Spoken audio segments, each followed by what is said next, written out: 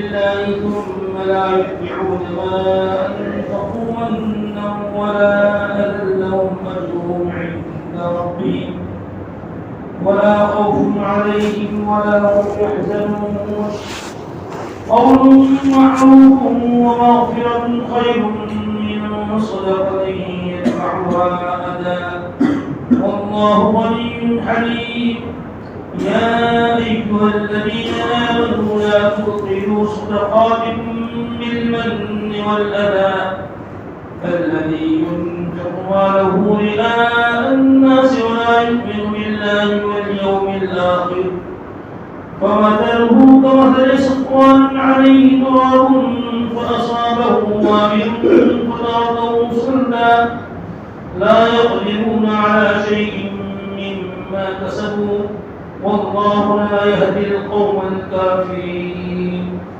صدق الله العظيم.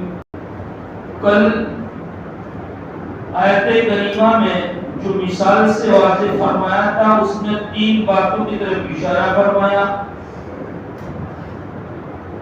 کہ مال جو ہم خرچ کرتے ہیں وہ حلال ہو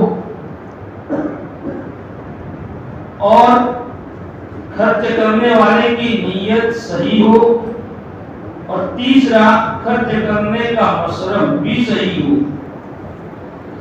اب آگے اللہ تبارک و تعالی یہ فرماتے ہیں کہ کن لوگوں کا مال اللہ تبارک و تعالی کی راہ میں مقبول ہوگا. آیت کریمہ میں اس بات کو بتلایا جا رہا ہے کیا شرطیں ہیں مال کے مقبول ہونے کی. الذین ينفقون اموالهم فی سبیل اللہ، جو لوگ اللہ کے راستے میں اپنے مال کو خرچ کرتے ہیں ثم لا يتبعون ما انفقوا منا ولا اذى، پھر جو کچھ انہوں نے خرچ کیا ہے اس کے بعد نہ تو وہ احسان دکھلاتے ہیں نہ وہ تکلیف دیتے ہیں.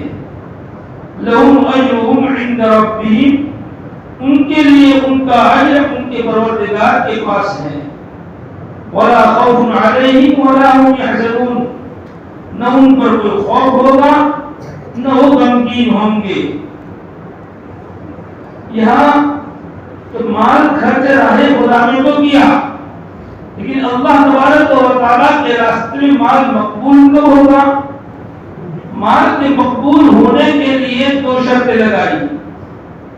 ایک شرط یہ ہے کہ تم نے اللہ تبارک و تعالیٰ کے راستے میں مال کو خرچ کرنے کے بعد جس پر خرچ کیا گیا ہے اس پر آپ احسان نہیں جتلائیں.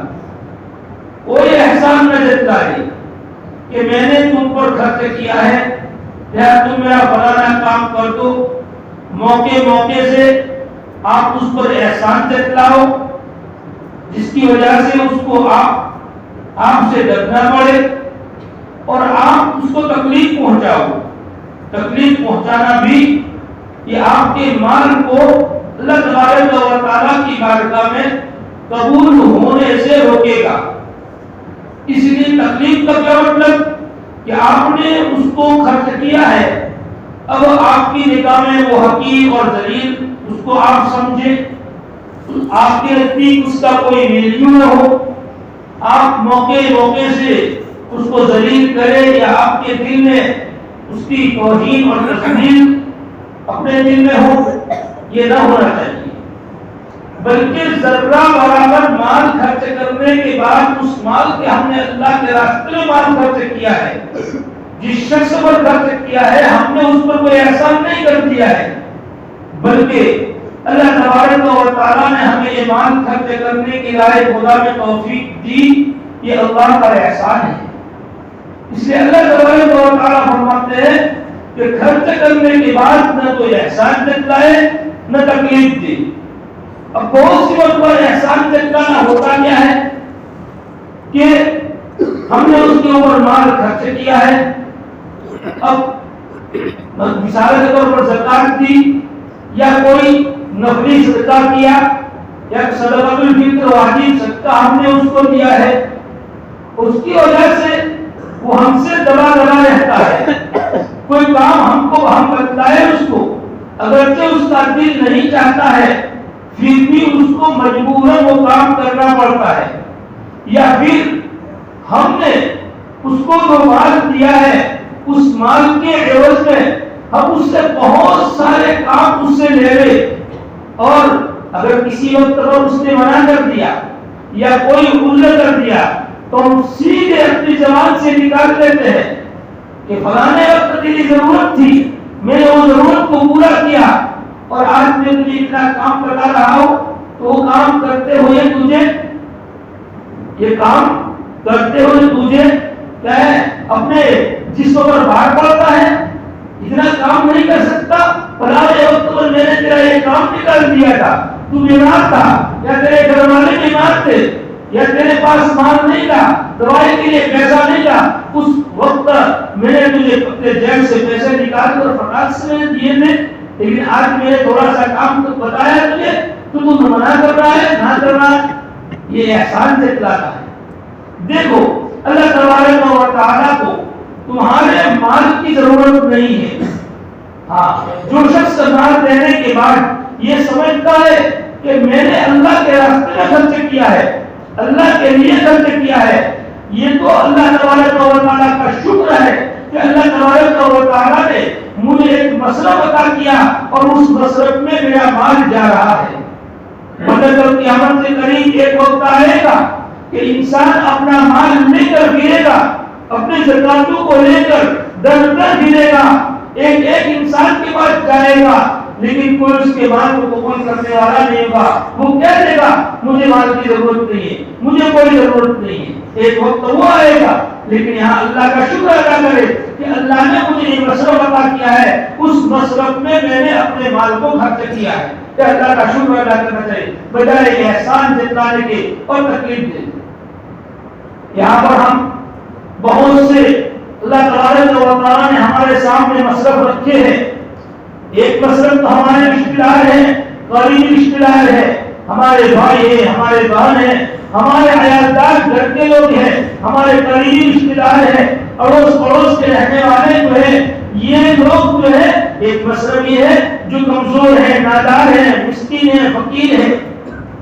اسی طریقے سے اللہ کے راستے میں جہاد فی سبیل اللہ کے اندر، اسی طریقے سے حج کے موقع پر کوئی حج کو جا رہا ہے، نادار ہے، کمزور ہے، تو اس جگہ پر اللہ کے راستے میں مال خرچ کرنا، اللہ کے راستے میں مال خرچ کرنے کے مواقع بہت سے، ان مواقع میں سے، ان مصرفوں میں سے ایک مصرف آج کل رمضان کا مہینہ چل رہا ہے، ہمارے پاس بہت سارے سفراء کرام آتے ہیں، اپنی ضرورت کو لے کر نہیں آتے، وہ سفراء کرام اپنی جگہ پر تو وقت کے شیخ الحدیث ہوتے ہیں، اللہ ولی ہوتے ہیں، اللہ تبارک و تعالیٰ نے ان کو وہ مقام عطا فرمایا ہوتا ہے کہ وہ ہوتے ہیں کہ جب اللہ تبارک و تعالیٰ کے سامنے قسم کھا بیٹھے تو اللہ تبارک و تعالیٰ ان کی قسموں کو پوری فرما لے۔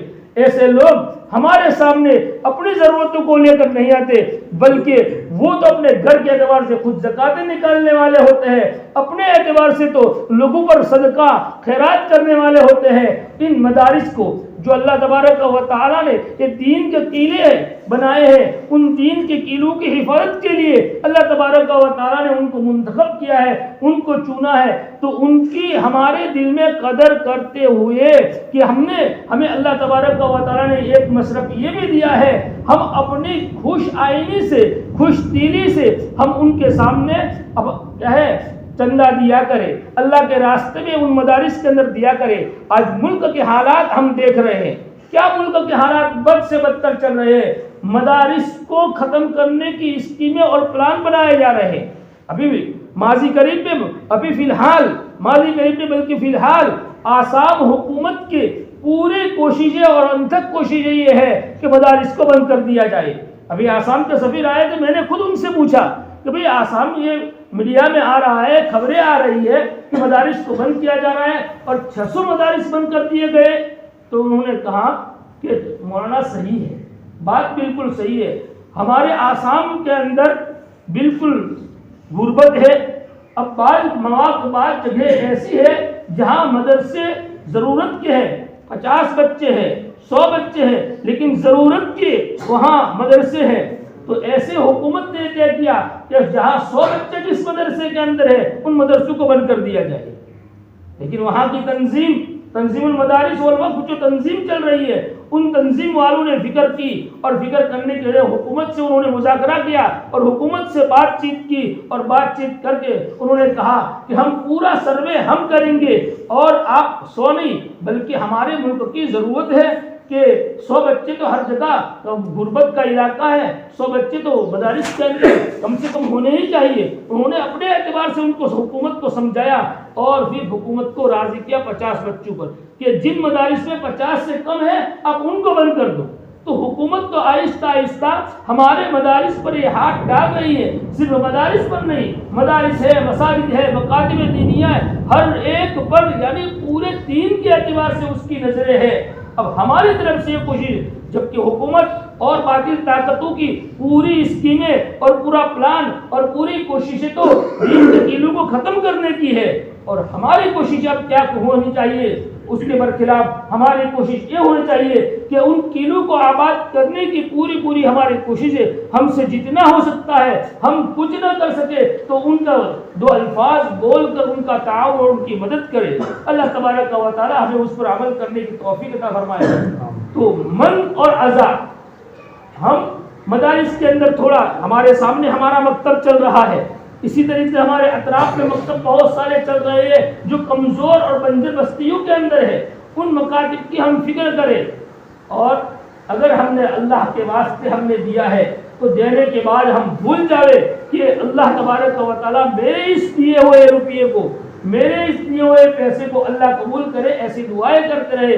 بلکہ اس سے امیدیں نہ رکھے کہ میں نے یہ جو دیا ہے تو میں نے ان مدرسے والوں پر احسان کر دیا, مکتب والوں پر احسان کر دیا, فلاں رشتہ دار کو میں نے دیا ہے تو میں نے اس پر احسان کر دیا ہے. اپنا احسان نہ سمجھے بلکہ اللہ تبارک و تعالیٰ کا احسان مانے کہ اللہ نے مجھے یہ توفیق دی.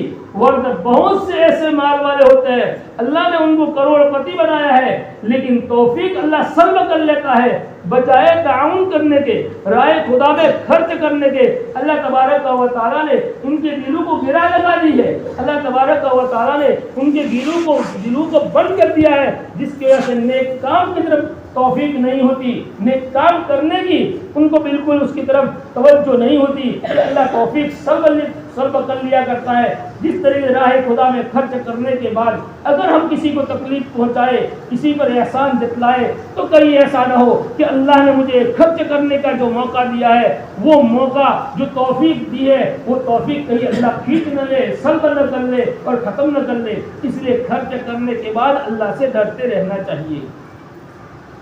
قول معروف ومغفرة خير من صدقة يتبعها أذى. آگے اوپر کی آیت میں اللہ تبارک و تعالیٰ نے اس کا جس خرچ میں نہ احسان ہو نہ کسی کو تکلیف پہنچانا ہو تو اس کی فضیلت کیا ہے کہ اللہ تبارک و تعالیٰ کے پاس اس کا اجر ہے. اجر کس سے لینا ہے؟ اجر اللہ تبارک و تعالیٰ سے لینا ہے, نہ کہ اس سے اجر لینا ہے جس کے اوپر ہم نے خرچ کیا ہے. اس سے ہمیں کوئی اجر لینا نہیں ہے بلکہ اجر اللہ تبارک و تعالیٰ کے پاس سے لینا ہے.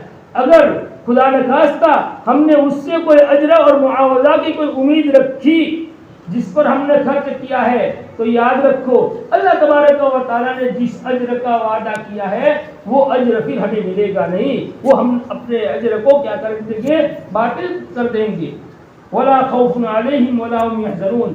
جب یہ آنکھ بند ہو جائے گی اس وقت پتا چلے گا کہ راہ خدا میں خرچ کیا ہوا روپیہ, راہ خدا میں خرچ کیا ہوا مال, کہ اس وقت کس فضیلت کے ساتھ ہمارے سامنے آئے گا کہ اس وقت اس کو کوئی فکر, کوئی رنج اور کوئی غم نہیں ہوگا بلکہ خوشی خوشی وہ جنت میں داخل ہو جائے گا. لا خوف علیم, نہ تو اس پر کوئی خوف ہوگا نہ وہ غمگین ہوں گی. قول معروف, بھلی بات کہنا ہے, مناسب بات کہنا ہے. ومغفرۃ, اور درگزر کرنا ہے. خیر من صدقۃ یتبعها اذى, یہ بہتر ہے ایسے صدقے سے جس کے بعد تکلیف پہنچانا ہو. اور اللہ تبارک و تعالیٰ بے نیاز ہے, بردبار ہے.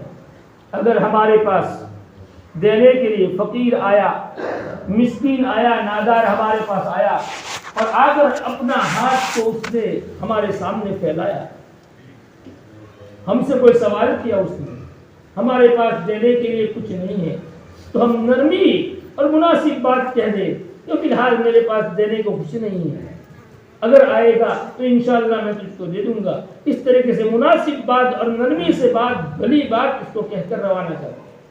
یہ نہیں کہ ہم اس کو ڈانٹنا شروع کر دیں، ادھر ادھر کے الفاظ اس کو کہہ دے جس کی وجہ سے اس کے دل کو ٹھیس لگے. ایسے الفاظ ہماری زبان سے نہیں نکالنے چاہیے، بلکہ قول معروف، بڑی بات کہنی چاہیے، مناسب بات کہنی چاہیے. اور پھر بھی اگر ہم نے یہ بات کہی، مناسب بات کہنے کے باوجود بھی وہ سائل اڑا رہا، اصرار کرتا رہا، سوال پر سوال کرتا رہا، ہم کو پرزید کرتا رہا، پریشان کرتا رہا، پھر بھی قرآن کیا کہتا ہے؟ درگزر کر دو، معاف کر دو. تمہیں وہ جو تکلیف پہنچا رہا ہے اصرار کر کے، ضد کر کے، اڑے لے کر جو تکلیف پہنچا رہا ہے، اس تکلیف پر تم صبر کر کے اس کو درگزر کر دو. تو ایک مناسب بات کہنا اور درگزر کرنا ایسے صدقے سے بہتر ہے جس کے پیچھے تکلیف پہنچانا ہے. مناسب بات کہہ دے، اس کو معاف کر دینا، یہ ایسے صدقے سے بہتر ہے. تم صدقہ کرو، اس کو دو، اور دینے کے بعد معلوم کتنے ہی الفاظ سے اس کو ڈانٹا ڈپٹا، معلوم کیسے کیسے الفاظ سے اس کو کوسا اور کیسی کیسی تکلیف پہنچائی کس لائن سے. اس سے تو نہ دینا اور بھلی بات اور مناسب چند الفاظ کہنا یہ بہتر ہے. قرآن کہتا ہے، اللہ تبارک و تعالیٰ فرماتے ہیں کہ ایسے دینے سے تو نہ دینا بہتر ہے. واللہ غنی حلیم. اور جان لو اللہ تبارک و تعالیٰ بے نیاز ہے. تمہارے ایسے صدقوں کی اللہ کو کوئی پڑی نہیں ہے. اللہ تبارک و تعالیٰ بالکل بے نیاز ہے. یہ نہیں کہ اللہ کو تمہارے مال کی ضرورت ہے، تم مال دے کر اس فقیر اور مسکین پر احسان کر رہے ہو، یا مال دے کر اللہ پر احسان کر رہے ہو. اللہ تمہارے مال سے بالکل بے نیاز ہے. یہ تو اللہ حلیم ہے کہ تمہیں ایسے الفاظ دے کر، اللہ کا دیا ہوا مال ہے، یہ تم کو اللہ نے دی ہے نعمت. اس نعمت جو اللہ کی دی ہوئی نعمت ہے، اللہ کا دیا ہوا جو مال ہے، وہ مال لے کر بھی تم اس طریقے سے اتنی جرأت اور اتنی بہادری تو اس فقیر کے سامنے، اس نادار کے سامنے دکھلا رہے ہو. ارے اللہ تبارک و تعالیٰ منٹوں اور سیکنڈوں میں تمہارے مال کو سلب کر سکتا ہے. اور اللہ تبارک و تعالیٰ نے بہت سی ایسی مثالیں قائم فرمائی ہے کہ منٹوں اور سیکنڈوں میں اللہ نے مال کو سلب کر کے جو کروڑ پتی تھے ان کو روڑ پتی بنا دیا. اور ہمارے سامنے ایسی بہت ساری مثالیں ہیں. تو اللہ ہمیں برداشت کرتا رہتا ہے. اللہ حلیم ہے، اس لیے اللہ ہماری پکڑ نہیں کرتا. ہمیں ایسے مال، اللہ تبارک و تعالیٰ کو ہمارے ایسے مال کہ دے کر احسان جتلائے، دے کر کسی کو تکلیف دے، ایسے مال کی اللہ کو ضرورت نہیں ہے. اللہ تو بے نیاز ہے. بلکہ ہم اپنی ضرورت، اپنے آپ کو محتاج سمجھ کر کہ میری آخرت بن جائے، میرے لیے کل قیامت کے دن آنکھ بند ہونے کے بعد میرے کام آئے، تو اپنی ضرورت اور اپنی اپنی احتیاج سمجھ کر راہ خدا میں خرچ کرے، نہیں کسی اور کی ضرورت سمجھ کر.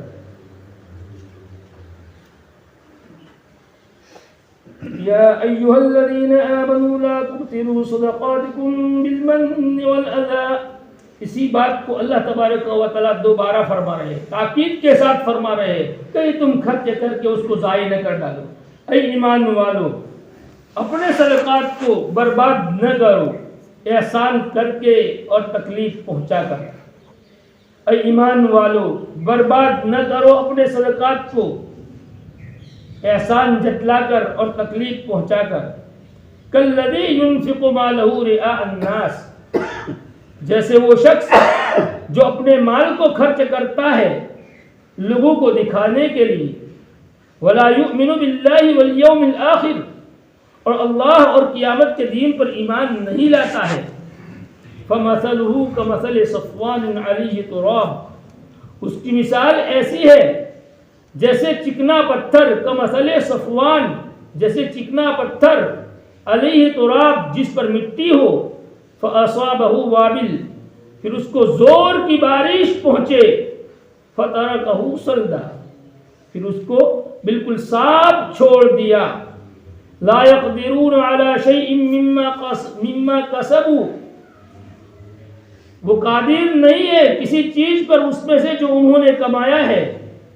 اور اللہ تبارک و تعالی کافر لوگوں کو ہدایت نہیں دیا کرتا۔ یہاں اللہ تبارک و تعالیٰ خاص کر کے ایمان والوں کو مخاطب کرتے ہیں۔ ایمان والوں سے اللہ تبارک و تعالیٰ فرماتے ہیں کہ اپنے صدقات کو احسان جتلا کر اور جس کو دیا ہے اس کو کوئی تکلیف دے کر تم اپنے صدقات کو برباد اور باطل نہ کیا کرو، بیکار نہ کرو۔ اپنے کیے ہوئے صدقے کو، اپنی کی ہوئی نیکی کو برباد نہ کرو، ورنہ نیکی برباد گناہ لازم یہ والا مسئلہ آ کر کھڑا ہو جائے گا۔ نیکی تو گئی، اوپر سے سر پر گناہ ہم نے اوڑا۔ اللہ مثال سے سمجھاتے ہیں کہ وہ شخص جو اپنے مال کو خرچ کرتا ہے، کس لیے خرچ کرتا ہے؟ لوگوں کو دکھانے کے لیے خرچ کرتا ہے، اور جو شخص اللہ پر اور آخرت کے دین پر ایمان نہیں لاتا اس کی طرح ہے۔ اس کی مثال کیسی کہ ایک چکنا پتھر، ماربل ہے، کوٹا ہے، بالکل چکنا پتھر ہے جس پر کوئی چیز اگے نہیں، اس پر تھوڑی بہت مٹی آ گئی اور مٹی آنے کی وجہ سے معمولی سے چند پودے چھوٹے چھوٹے اس پر مٹی کی وجہ سے اگائے۔ اب اس پتھر پر زور کی بارش گری تو زور کی بارش گرنے کی وجہ سے وہ پتھر بالکل صاف، مٹی اور پودا بودا سارا بالکل صاف ہو گیا۔ اب بالکل وہ پتھر بالکل جیسا چکنا تھا، بالکل صاف ایک دم تھا، ایسا بالکل ہو گیا۔ کوئی چیز اس پر نہ مٹی ہے نہ اس پر اگا ہوا کوئی پودا ہے۔ اب اللہ تبارک و تعالیٰ کیا فرماتے ہیں؟ لا يقدرون علی شیء مما کسبوا۔ تو جو اللہ تبارک و تعالیٰ کے راستے میں خرچ کرتا ہے اور اللہ کے لیے خرچ نہیں کرتا بلکہ لوگوں کو دکھانے کے لیے خرچ کرتا ہے، اپنی ناموری کے لیے خرچ کرتا ہے، شہرت کے لیے خرچ کرتا ہے۔ حدیث شریف میں آتا ہے کہ جو شخص نام و نمود کے لیے اور شہرت کے لیے خرچ کرتا ہے تو اللہ تبارک و تعالیٰ کل قیامت کے دن اس کو دکھا دے گا۔ کیا مطلب؟ اللہ تبارک و تعالیٰ اس کو دکھائے گا۔ اس کو دکھائے گا مطلب یہ ہے کہ اللہ قیامت کے دن تمام محشر میں سارے لوگ جمع ہوں گے۔ روایت میں جو آتا ہے اس کی تشریح کے اندر یہ آتا ہے کہ اس پر ایک لیبل لگا ہوا ہوگا، اس لیبل کی وجہ سے سارے لوگ اس کو پہچان جائیں گے کہ یہ وہ شخص ہے جس نے لوگوں کو دکھانے کے لیے، اپنی ناموری کے لیے، اپنی شہرت کے لیے خرچ کیا تھا۔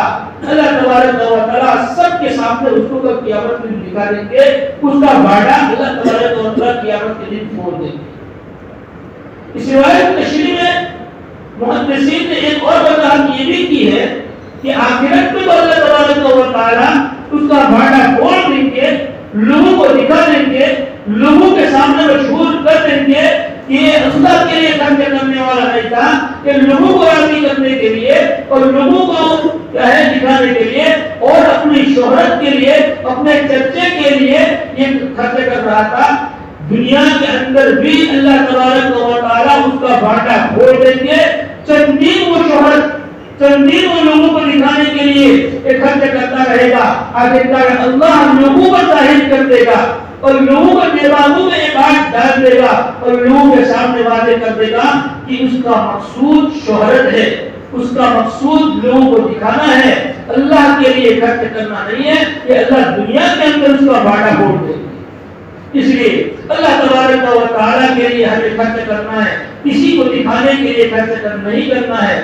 دکھانے کے لیے خرچ کرنا، دکھانے کے لیے جیسے منافق ہے جو لوگوں کو دکھانے کے لیے خرچ کرتے ہیں تو ولا یؤمن باللہ والیوم الآخر کہہ کر یا تو منافق کی طرف اشارہ ہے کہ وہ دل سے ایمان لانے والا نہیں ہے، ظاہر لوگوں کو دکھاتا ہے اپنا ایمان، اپنا اسلام لوگوں کو دکھاتا ہے، اپنے اعمال لوگوں کو دکھاتا ہے، لیکن دل کے اندر ایمان نہیں ہے، نہ اللہ پر اس کا ایمان ہے، نہ یوم آخر پر اس کا ایمان ہے۔ وہ جو کچھ خرچ کرتا ہے اس کی مثال ایسی ہے جیسے چکنے پتھر پر مٹی پر اگے ہوئے پودے، کہ زور کی بارش آئی سب صاف ہو گیا۔ اسی طریقے سے جب یہ آنکھ ختم ہو جائے گی، جتنے بھی تم نے لوگوں کو دکھانے کے لیے اعمال کیے تھے سارے کے سارے اکارت گئے، بیکار گئے، ایک عمل پر بھی تم کو نیکی نہیں ملے گی، ساری نیکیاں تمہاری برباد ہو گئی۔ اللہ کہے گا تو نے لوگوں کو دکھلانے کے لیے تو نے یہ کیا ہے تو جا لوگوں کے پاس سے اس کا ثواب لے لے، میرے لیے نہیں کیا تھا، میرے پاس اس کا ثواب نہیں ہے، اس کے لیے کیا تھا اس کے پاس سے ثواب لے لے۔ اس لیے اس آیت کریمہ میں کہ فرمایا کہ اللہ کے لیے خرچ کرنا ہے، کسی اور کے لیے خرچ نہیں کرنا ہے۔ جب اللہ کو راضی کرنے کے لیے خرچ کرنا ہے تو جس کو دیا ہے ہمارے دینے کی وجہ سے اگر وہ راضی ہو یا نہ ہو ہمیں اس سے کوئی مطلب نہیں، ہم نے اس کو دیا ہے اس سے ہمیں کوئی مطلب نہیں، ہمیں تو مطلب بس اللہ سے ہے کہ اللہ راضی ہے یا نہیں ہے۔ واللہ لا یہدی القوم الکافرین، اور اللہ تبارک و تعالی کافر لوگوں کو ہدایت نہیں دیا کرتا ہے۔ تو خلاصہ پوری 3 آیتیں کریمہ سے یہ نکلا کہ اللہ کے راستے میں حلال مال خرچ کرنا ہے، نیک نیتی سے خرچ کرنا ہے، پھر صحیح مصرف پہ خرچ کرنا ہے، اور خرچ کرنے کے بعد احسان نہیں جتلانا، خرچ کرنے کے بعد جس کو خرچ کیا گیا ہے اس کو تکلیف نہیں پہنچانا، اور اخلاص اور للہیت کے ساتھ خرچ کرنا ہے۔ یہ 6 باتیں معلوم ہوئی 3 آیتیں کریمہ سے۔ اللہ تبارک و تعالی ہمیں اس پر عمل کرنے کی توفیق عطا فرمائے، اور اس کے مطابق ہمیں خرچ کرنے کی جو شرائط ہے خرچ کرنے کے، اللہ تبارک و تعالی ہمیں توفیق عطا فرمائے۔